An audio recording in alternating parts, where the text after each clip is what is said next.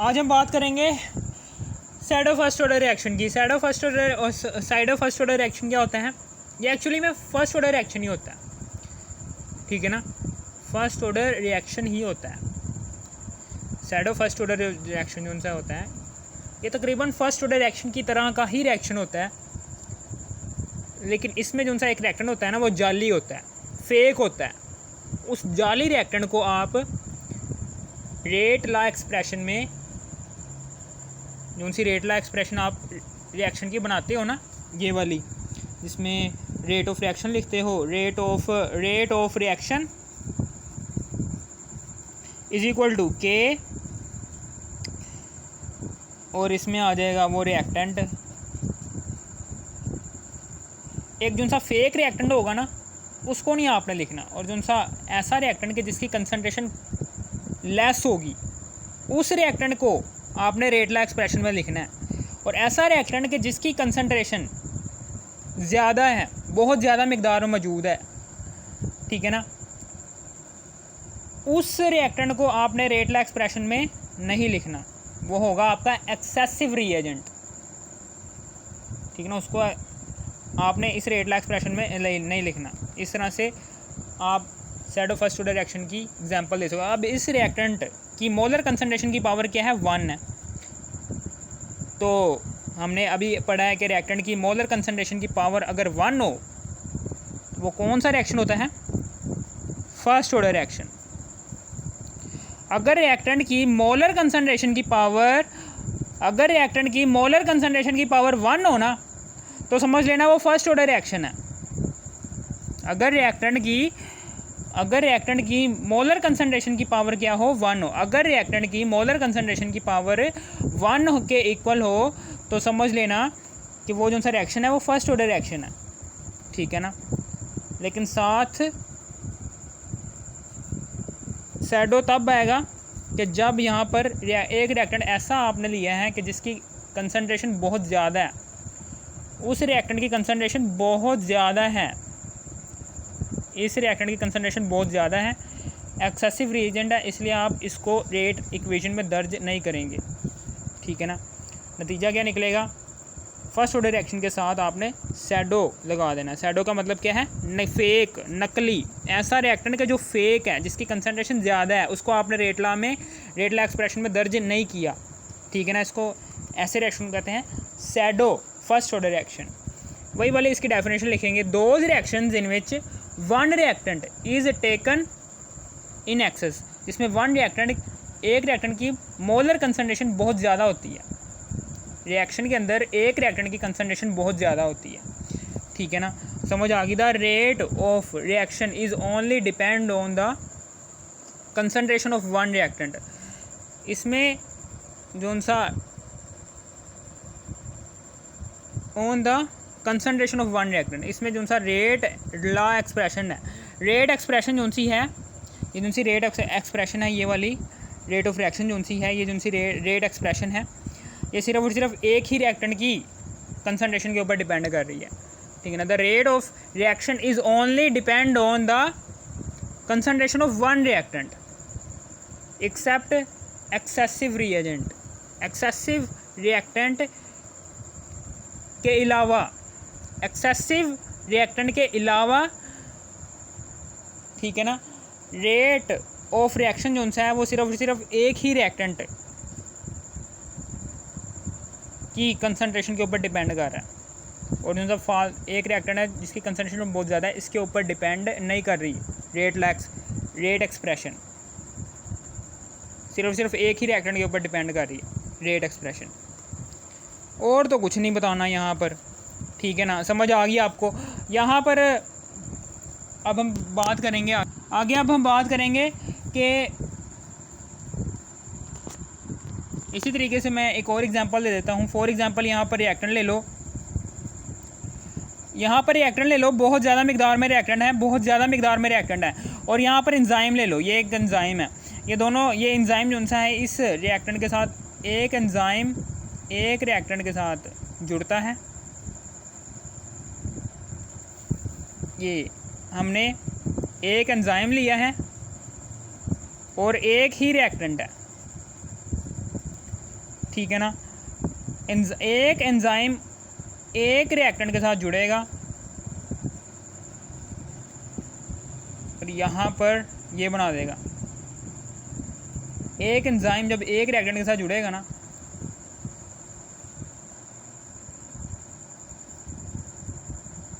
तो यहाँ पर प्रोडक्ट बनेगी और साथ में ये जो सा एक एंजाइम है ये दोबारा से इधर आ जाएगा।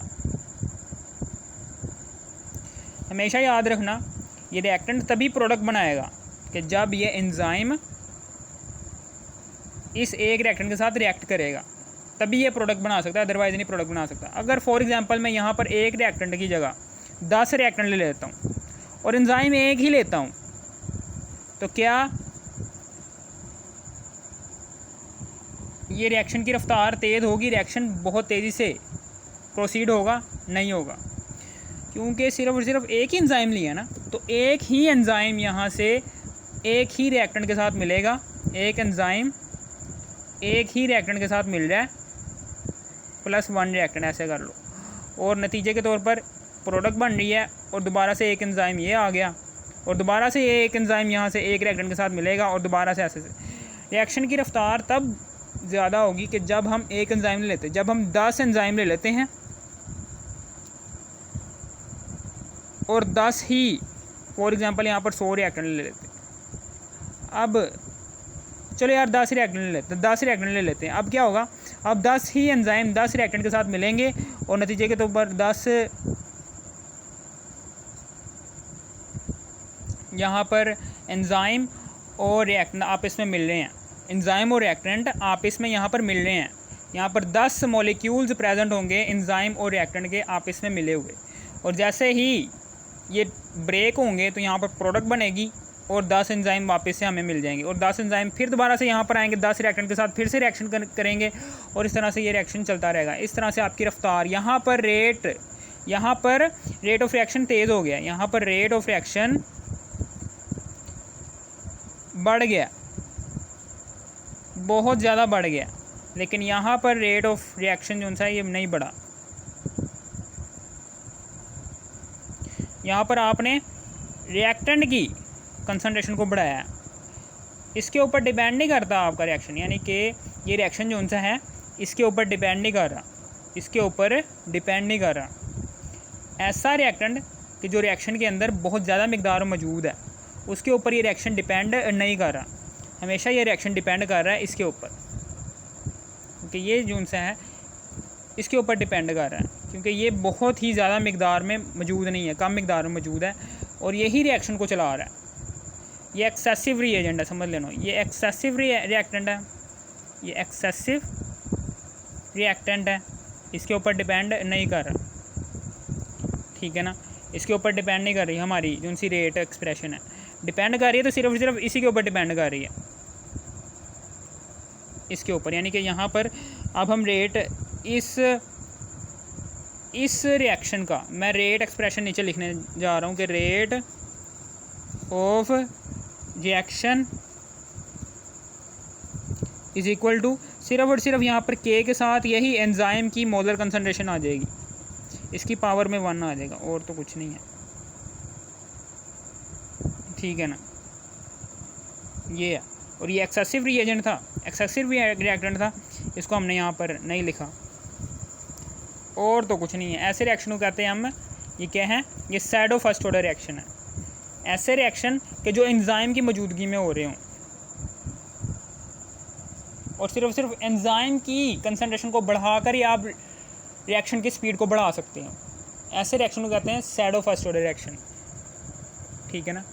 जिसमें एक रिएक्टेंट जाली हो कि जिसकी कंसंट्रेशन को जितना मर्जी बढ़ाओ रिएक्शन की स्पीड नहीं बढ़ेगी, ठीक है ना, लेकिन उसमें से एक रिएक्टेंट ऐसा होगा कि जिसके ऊपर वो रिएक्शन डिपेंड कर रहा है, ठीक है ना। समझ आ गई आपको? The reactions in which one reactant is taken in excess, जिसमें एक रिएक्टेंट जो है वो बहुत ज़्यादा मिकदार मौजूद है, यानी कि एक रिएक्टेंट बहुत ज़्यादा मिकदार मौजूद है, उसको आपने रेट इक्वेशन के अंदर दर्ज नहीं करना। The rate of reaction is only depend on the concentration of one reactant, जिसमें रेट ऑफ रिएक्शन जो सा है, रिएक्शन की जो सी स्पीड है वो सिर्फ एक ही रिएक्टेंट के ऊपर डिपेंड कर रही है, इसके ऊपर, एक्सेप्ट एक्सेसिव रिएक्टेंट के ऊपर डिपेंड नहीं कर रही, सिर्फ एक ही रिएक्टेंट के ऊपर डिपेंड कर रही है ये रेट एक्सप्रेशन। बस और क्या करना है, और यहाँ पर तो कुछ नहीं करना है, ठीक है ना। अब हम यहाँ पर ये रिएक्शन लिखते हैं एग्जांपल के तौर पर, ये हमारे पास टर्शरी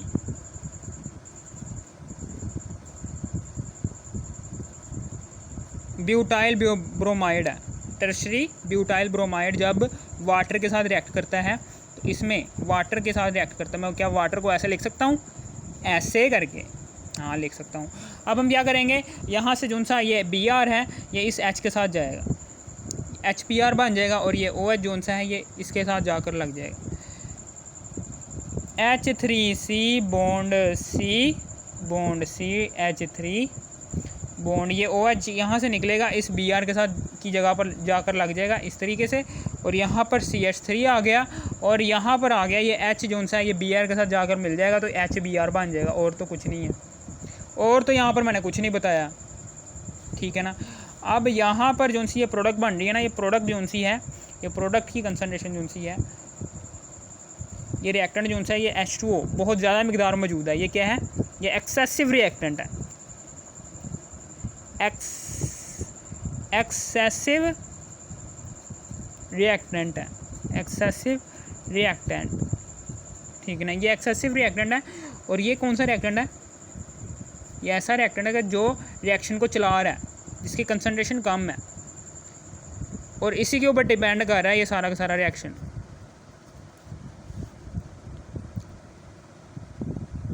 रेट ऑफ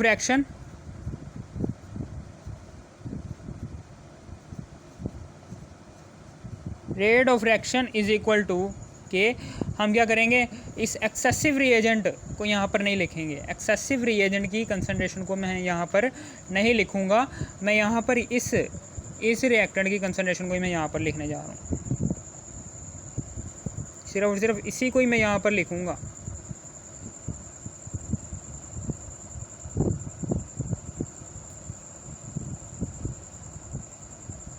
CH3 है, CH3 कितनी दफ़ा है, 3 दफ़ा है ना, 3 दफ़ा है ना, ये मिथाइल जो सा है 3 दफ़ा है, तो 3 दफ़ा आ गया, और साथ में ब्रोमाइड आ गया, सिर्फ इसी रिएक्टेंट की कंसंट्रेशन के ऊपर डिपेंड कर रहा है ये रिएक्टेंट। ये जो सा दूसरा वाला रिएक्टेंट है इसकी कंसंट्रेशन ज़्यादा होती है, इस रिएक्टेंट की कंसंट्रेशन ज़्यादा होने की वजह से जो सा रेट ऑफ रिएक्शन है वो इस रिएक्टेंट के ऊपर डिपेंड नहीं कर रहा, जिस रिएक्टेंट की कंसंट्रेशन कम होगी उसके ऊपर डिपेंड कर रहा है ये रिएक्शन। इसलिए रेट ऑफ रिएक्शन की एक्सप्रेशन के अंदर, रेट ला एक्सप्रेशन के अंदर हमेशा उस रिएक्टेंट की कंसंट्रेशन आएगी कि जिसकी कंसंट्रेशन कम हो, उसके ऊपर प्रोडक्ट डिपेंड कर रही है, और ऐसा रिएक्टेंट कि जिसकी कंसंट्रेशन ज़्यादा हो, एक्सेसिव रिएक्टेंट हो, उसके ऊपर ये रिएक्शन डिपेंड नहीं करता। अगर आपको इस वीडियो की तरह से भी थोड़ी सी भी समझ आ गई, इस वीडियो कर दो लाइक और सब्सक्राइब और शेयर भी कर देना। मैं फिर दोबारा से बता देता हूँ, ठीक है ना, मैं फिर दोबारा से बता देता हूँ कि सैडो फर्स्ट ऑर्डर रिएक्शन क्या होता है। इसमें क्या होता है, एक रिएक्टेंट, सैडो का मतलब है जाली, नकली, एक रिएक्टेंट क्या होता है, जाली होता है, नकली होता है। ये क्या है, ये साइडो है, ये साइडो है, साइडो जाली है, नकली है। इस रिएक्टेंट की कंसंट्रेशन ज़्यादा है, इसलिए जो सा रिएक्शन है वो इस रिएक्टेंट के ऊपर डिपेंड नहीं कर रहा। जाहिर सी बात है, जिसकी कंसंट्रेशन ज़्यादा है ऑलरेडी, उसके ऊपर थोड़ी ना रिएक्शन डिपेंड करेगा। जिसकी कंसंट्रेशन, फॉर एग्जांपल 100 मॉलिक्यूल्स हैं, इसके 100 में से चलो 10 मॉलिक्यूल ये बना रहे हैं, प्रोडक्ट बना रहे हैं, लेकिन इसकी कंसंट्रेशन क्या है जी, 10 है। इसकी कंसंट्रेशन क्या है, 10 है, 10। इसकी कंसंट्रेशन 10 है, इसकी कंसंट्रेशन 10 है, और इसकी कंसंट्रेशन क्या है, 100 है। जब ये कम होगा तो फ़र्क पड़ेगा, जब ये कम होगा तो इतना ज़्यादा फ़र्क नहीं पड़ेगा, ठीक है ना। जिस रिएक्टेंट की कंसंट्रेशन को कम करने से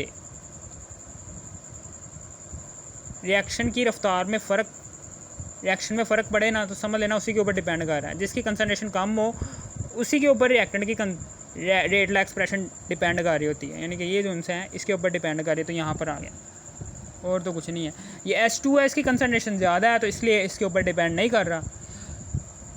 H2O की कंसनट्रेशन ज़्यादा होने की वजह से ये जो सा रिएक्शन है इसके ऊपर डिपेंड नहीं करेगा, ठीक है ना। जिस रिएक्टेंट की कंसनट्रेशन कम होगी रेट लॉ एक्सप्रेशन उसी के ऊपर डिपेंड करेगा, यानी कि इसके ऊपर डिपेंड करेगा CCH3 और तो कुछ नहीं है।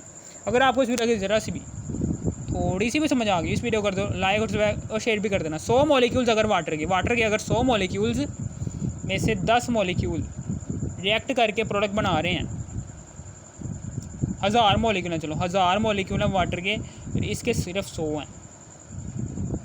100 में से 1000 में से 10 कम हो गए तो कुछ फ़र्क पड़ेगा? नहीं फ़र्क पड़ेगा। लेकिन इसके 100 में से 100 मॉलिक्यूल हैं इसके, इसमें से अगर 20 मॉलिक्यूल प्रोडक्ट बना रहे हैं तो अब फ़र्क पड़ेगा, इसको फ़र्क पड़ेगा क्योंकि इसके 80 मॉलिक्यूल रह गए हैं, जबकि इसके कितने रह गए हैं? 990। इस रिएक्टेंट को कुछ फ़र्क नहीं पड़ेगा, इस रिएक्टेंट को फ़र्क पड़ेगा क्योंकि इसके ऑलरेडी बहुत ज़्यादा कम मॉलिक्यूल प्रेजेंट हैं रिएक्शन करवाने के लिए। जिस रिएक्टेंट के मॉलिक्यूल कम होंगे तो समझ लेना रिएक्शन जो सा है उसी के ऊपर ही डिपेंड कर रहा है, ठीक है ना। समझ आ गई आपको? रेट ऑफ रिएक्शन जो है उसी रेट लॉ एक्सप्रेशन जो है वो उसी रिएक्टेंट के ऊपर डिपेंड करेगी, इसी रिएक्टेंट के ऊपर डिपेंड करेगी। अगर आपको इस वीडियो की तरह से भी थोड़ी सी भी समझ आ गई इस वीडियो कर दो लाइक और शेयर भी कर देना। Thanks for watching.